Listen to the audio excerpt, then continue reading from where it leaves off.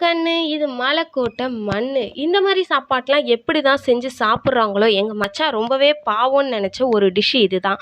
இது வந்து மெக்சிகன் சால்சாவாம். இத எப்படி செய்றது அப்படின்னு கேட்டதுக்கு, "வீடியோ எடுத்துக்கோ ஆட்டுக்கல்ல தான் செய்ய போறேன்" அப்படின்னு சொன்னான். உடனே வந்து நம்ம ஊர்ல சொல்ற சொடக்கு தக்காளி இருக்கும்ல, இது மெக்சிகன்ல ஃபேமஸா கிடைக்கிற டொமட்டாலிஸ்ன்னு சொல்லுவாங்க. இத வந்துட்டு சொடக்கு தக்காளி நம்ம ஊர்ல சொல்றது. அந்த சொடக்கு தக்காளி 2, சிகப்பு தக்காளி நம்ம ஊர் தக்காளி 1 எடுத்துக்கிட்டான்.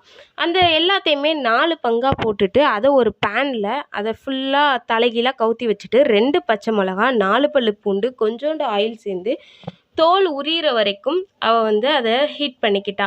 இதெல்லாம் எங்க மச்சான் எப்படி சாப்பிட்றாருன்னு எனக்கு தான் தெரில. இது எனக்கு சுத்தமாவே பிடிக்கல. பட் வந்து செய்யயில அழகா இருந்துச்சு.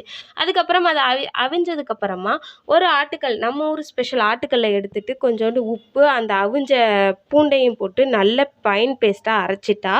அரைச்சதுக்கப்புறமா தக்காளி எல்லாத்தையுமே, அந்த அவிஞ்ச தக்காளி எல்லாத்தையுமே இதில் எடுத்து போட்டுட்டு, கொஞ்சோண்டு புளி தண்ணியும் ஊற வச்சுருந்தா. அந்த புளி தண்ணியும் இதில் சேர்த்துட்டு நல்ல ஃபைன் பேஸ்ட்டாக அப்படியே நசுக்கி விட்டா. இது கேப்லேயே அவள் வந்து கொஞ்சோண்டு வெங்காயம், கொத்தமல்லி இது எல்லாமே வந்து எடுத்து அரிஞ்சு வச்சுட்டா.